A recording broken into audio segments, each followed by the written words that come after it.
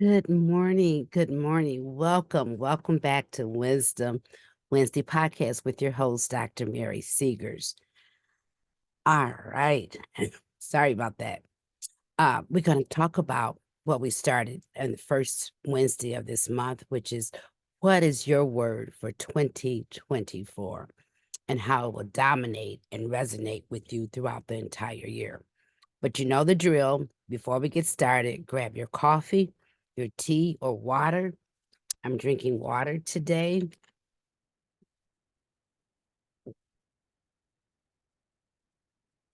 And let's join in on the conversation. As you recall, as a refresher, last week or last time, which was the first Wednesday of this month, I discussed what word will resonate and be your compass for this year. And I want to review some of the words that you shared with me. So I'm going to share my screen to show you some of the words that was shared. And I was calling them words to live by or words of wisdom. Peace, accelerate, focus, recovered, bless, edification, grateful, joy, value, expectations, cultivate, clarity, purpose, committed. That's my word. Authentic, imagine, faith, alignment, fruitful, love, abundance, that abundance mindset, refired, revealed, and intentional. So those words are just not words to say, but they're going to really control who you are, and all your intentions, your decisions are going to be based on that word. So today I want to just go a little further in about making sure that that word is who you are. I was thinking about what my father used to say when we were young, your word is your bond. And that simply means what you say, if anything come out of your mouth, that word should be as good as you. And so that's what I'm referring to for the word for the year. Because when you choose a word that's going to dominate and it's going to resonate with you throughout this entire year, not just for the first quarter or on your birthday. This is going to be from January 1 all the way to December 31st, 2024. So it's just isn't a word. It's a word that will marinate within you and that will shape your actions and your decisions, and one that will serve as a beacon through the ups and downs that life brings us.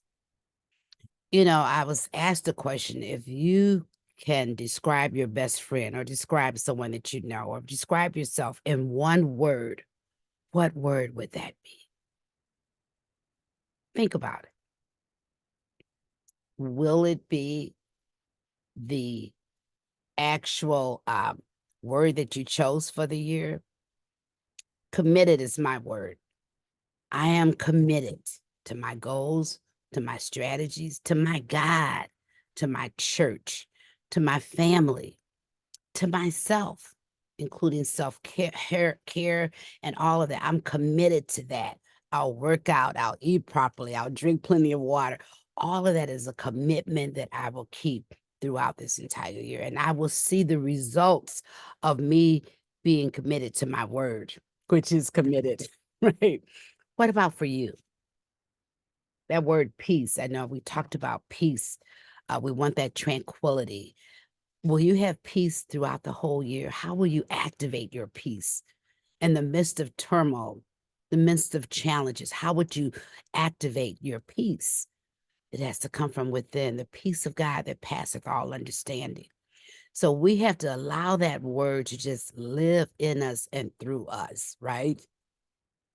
Let's begin by reflecting on the process of selecting your word. Why did you select the word that you selected? I know some of my friends said, Mary, if I could describe you in one word, they would say it's encouraging. I do like to encourage people, but I have to be committed to my encouragement, right?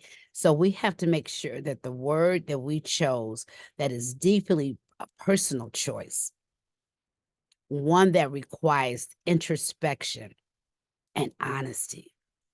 So you may not get a word right away, but get a word that's going to really involve and envelope who you really are. So ask yourself this question: what do I need more of in my life? What do I need more of in my life? Do you need more peace? Do you need more love? Do you need more faith? And what quality do I want to embody? If you say you're a peace, you're going to be known as a peacemaker, because every time someone's around you, the very presence of peace is there. Why? Because you have peace in your heart, peace in your spirit, peace in your heart, and so it will radiate out. Okay, so what quality do you want to embody for this year, 2024? Let's do real talk here. And what is the change you wish to see within yourself? If you can honestly answer those three questions, I can promise you that word will dominate you. That word will marinate with you. That word will be you. I mean, look in the dictionary and see that word. They will see your face there, right? That's just how real it should be in our lives. And it's going to be a betterment and improvement for our lives. It's going to be a better version of who we are all year round. So once you chose your word, it's time to embrace it fully. Once you chose your word, be ready to embrace it fully, wholeheartedly. Let it infuse every aspect of your life. Write it down. The Bible tells us, write down the vision, write down your word so that you can see it, believe it, do it, and be it. Place it where you can see it every day. Now, let me pause here for a moment. I'm not talking about a New Year resolution. I'm not talking about that at all. I'm not talking about a vision board. I'm not talking about that at all, because we had plenty of the vision boards. I went to one on Monday with Dr. Sabrina Jackson, my friend. It was phenomenal. It was different from all the others that I've been to. Awesome. I'm not even referring to that. I'm talking about one word that will really permeate and accentuate who you are. So write it down. Put it in a place where you can see it every day, and let it be a constant reminder of your focus and your intention. I'm gonna pause right here because I want to share with you. Many of you know that I love to teach. I love to bring wisdom and insight to people and knowledge to people. And so prior to pandemic, I was teaching on a regular basis at the school that I graduated with my doctorate degree, um, Destiny School of Ministry. And after the pandemic, they kind of shut down everything. They were doing some online teaching. But last year in December, I got a call from the faculty, well, really from the dean of the school. And she said, "Hi, Dr. Mary, I wanted to know if you'd be interested in starting back teaching again at our school." And I said, yes, before I even, because I know that's where my heart is. That's where I love to be. I love teaching. I love that. And so she said, "It's going to be for 8." I said, "I know the routine is 8 weeks. I'm going to be committed for 8 weeks to prepare and to study and to teach it." I am so excited. So this past Monday in the evening, I went to the class and the students were excited. I was excited, and we had a wonderful session of imparting knowledge and wisdom to these students. And so they were saying after class, "Oh, I'm so excited, Dr. Miri. I know this is going to be my best class." I said, "Well, I'm glad that you thought that, because I know it's going to be one of my best class." So when you and I'm committed for all the way to the finals and to the midterms and all of that. Why? Because that is what I know. That's my purpose, one of my purposes, right? And so I'm committed to that. So if people say, "Can you do something on a Monday night?" No, I can't do that. I'm committed to my schedule of teaching. And so when you be committed, you're going to be dedicated and you're going to be faithful and you're going to continue that. Like my dad said, your word is your bond. So Think about your word. Are you going to be peaceful throughout turmoil? Are you going to be committed to whatever it is? But as you all well know, life will test our resolve. Think about it. That's what life does. That's what they say. I'm lifing, right? Setbacks and struggles are part of our journey. It's in those moments that your chosen word must become more than just a concept. It must become your reality. Just like I shared about Monday, I was committed to that. I am committed for the whole next 8 weeks. Why? Because I know I've given my word and my word is being committed. I got there an hour before the session. Why? Because you want to make sure you're ready and prepared. I am committed. And it was cold and it was snowy, but I am still committed to what I said I was going to do. So when we're faced with challenges, and trust me, I said when, not if, when we're faced with challenges, ask yourself, how can my word guide me through this? My word of committed, being committed, or my commitment is going to guide me through setbacks, going to guide me through struggles, it's going to guide me through challenges. And how can it help me stay true to my path? That word you chosen. And don't change your word in the middle of after 6 months. I don't like this word anymore. But be committed to that word. Let that word be you. Remember, your word is not just a passive ideal. It requires action to manifest in your life. Realize you are stronger than you think you are, because somebody will want to push your button and try to disturb your peace, and you're going to say, nope, I have a choice. I will remain peaceful and I will render peace. And sometimes you have to get out of that situation. You have to get away from those people that are toxic people, whatever. But make sure you're true to yourself. Okay. And so it's making a conscious choice that align with your word, even when it's difficult. And that's when we know we really passed the test, right? When things come up against us that will confront our word that we chose. Because it's easy to break your commitment, isn't it? It really is. I'm a grown person. I can change my mind. But if you made a commitment, and my Father's word is reigning true in my heart now, your word is your bond. What I said I was going to do, be committed to do it, even if it's a sacrifice to me, even if it's a push for me, even if it's a struggle for me. Why? Because people could say, she is committed to this. Her word is true. She is authentic to what she says she's going to do. So even when it's difficult, stay true to you and the word that's going to represent who you are this year. It's about being proactive in creating the life that you envision for yourself. I know when people say the word accelerate, I think I talked about it last episode. Be sure to check the last episode if you missed that.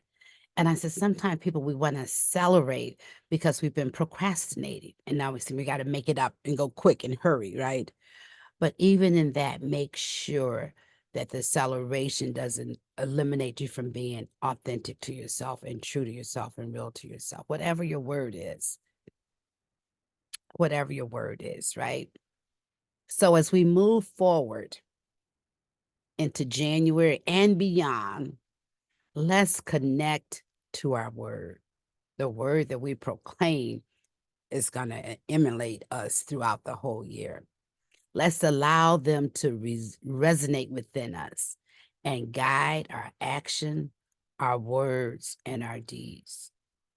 Let's not let setbacks, because they're coming, and struggles stall us. We have a choice to make. I gave my word. I'm going to be committed to that. Now, of course, certain things might happen if you were committed to speak at an event and they canceled all the flights. That's out of your control. But anything that's within your control, keep your word. Keep your word. Instead, let's use our words as a source of strength and a reminder of the direction we're headed. We're headed towards success. We're headed towards love. We're headed towards things that's going to change our lives. And as we're headed forward, sometimes we can't always keep looking back. The past, what happened yesterday, we can't do anything about yesterday. Maybe correct those things if we made errors, but continue to move forward. Press towards that mark that's moving you forward, upward, and forward. Okay. So together, sometimes it takes a accountability person, or it takes your loved one or your friend. We can make our words our reality this year, starting now and here. So let's do it with intention. I think one of the words was intentional. Be very intentional about it. Don't have good intentions, because that's something. I had good intentions, but I didn't do it. No, be very intentional, purposefully, with resilience. You have to press forward. You have to be resilient. You have to have that bounce back attitude, that bounce back spirit to take you to where you need to go. And with the knowledge that we are capable of overcoming, that's the word, overcoming any obstacles that comes our way. I am committed through and through. I mean, I'll talk about commitment in my own personal life. My husband and I, we have date nights. I've been shared that with you before. And so sometimes I get comfortable and get lazy on the sofa in my family room. I said, "Do we really have to go out?" And he said, "Yes, we're going out. We're getting out the house. We're going to do it. Storm and come, yeah. If it's not too bad, we're going to still go." We're committed to each other. We're committed to our date night, and I tell you, I love it. I love it. And so you have to be committed, even though obstacles, things will come up, and don't let anyone deter you from doing what you know you have to do. Be committed to that. So I just want to thank you for joining today. And on this Wisdom Wednesday podcast, I believe that you got some wisdom nuggets for everyday living. You know, one of my sayings is, if knowledge is power, there's a dispute about that, but I said, if knowledge is power, then applied knowledge is superpower. Use your superpower as you make sure that you dominate your word that you're going to have for this year. I am committed all the way through and through to me, my family, to my God, to my church, to my family, to my word. And so when you are fully supercharged, superpowered, know that you can do it. You will do it. You will see. Even 3 months from now, my word has been good to me. My word has really dominated who I am. My word has really shown that I am uh, greater than I thought I was. I can do all things through Christ who's going to strengthen me, right? So we can know that your word will be able to do all of that if you use it. You got to put some action behind it. It's not just talking about it, it's about being about it. So let me encourage you to unlock your potential and transform your life. Until next time, stay focused, stay positive, and keep moving towards your goals and stay committed to your word. I just want to also say before I sign off that next month is February. It's a short month. Oh no, we got the 29 days this month because it's a leap year. But next month I will be having guests coming on, sharing their entrepreneurial experience. You know, sometimes people think, "Oh, I want to be in business for myself." Do you really want to be in business for yourself? It's probably more complicated than you know that it is. And so they're going to share their wisdom, their insight, and their experience, how they got over the hump when they many times wanted to call it quits or throw in the towels and say, "No more. I don't think this business is for me," but how they was able to trudge through and was able to accomplish their entrepreneurial goals. So stay tuned for that. I will probably be back on because there's 5 Wednesdays in January. And I might just pop on again just to do a check-in. But how is your word working for you? How is it working for you? So until next time, if you're in the Midwest, I'm here in Michigan, it's frightfully cold, but stay warm and stay safe and still commit to your word, whatever your word is. So be blessed until next time. God bless. See you then.